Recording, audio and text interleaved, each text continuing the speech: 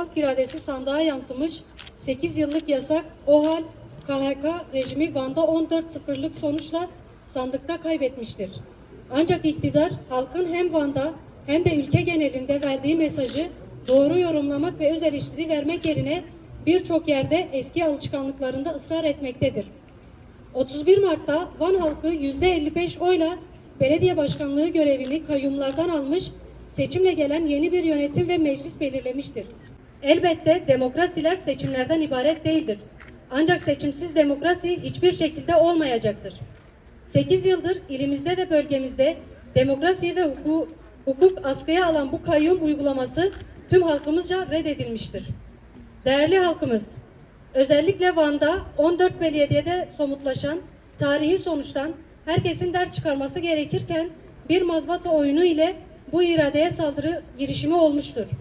Van halkının sinir uçlarına dokunulmuş, halk bir provokasyonla karşı karşıya bırakılmıştır. Tüm algı ve saldırılara rağmen 2-3 Nisan 2024 tarihlerinde Van'da on binlerce yurttaş demokratik tepkisini göstermiş ve iradesini korumuştur. Halkın iradesine saldıran bu girişime karşı gösterdiği demokratik tepki ve protestolar yüzlerce gözaltı, gaz ve su sıkma, plastik mermi ile karşılık bulmuş ve kolluk güçleri orantısız güç kullanmıştır. Kolluk güçlerinin hukuk içinde kalarak müdahale etmediği hiçbir yerde taşkınlık veya benzeri bir vaka yaşanmamıştır. 31 Mart seçimlerinin ülkeye getirdiği umutlar Van'da tüketilmeye çalışılmıştır.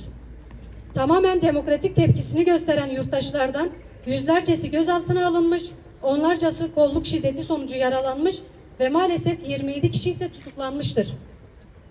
Hem gözaltı süreçlerinde hem de tutuklama süreçlerinde alenen ihlal edilen hukuk dün sabah Van'da evlere baskın ve gözaltılarla yeniden askıya alınmıştır.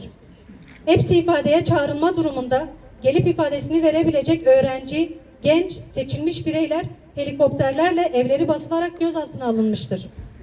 Bu hukuksuzluk ve keyfilik bugün 55'ten fazla arkadaşımızın gözaltına alınmasına yol açmıştır. Tüm bu kişiler Van'da bir demokratik duruş göstermiştir. Van'daki protestolar dünyanın birçok yerinde benzer protestolardan farklı olarak şiddetsiz ve barış içinde başlamış ve bitmiştir. Van halkı el birliğiyle kenti bir günde temizlemiş, yaşam olan seyrine dönmüştür.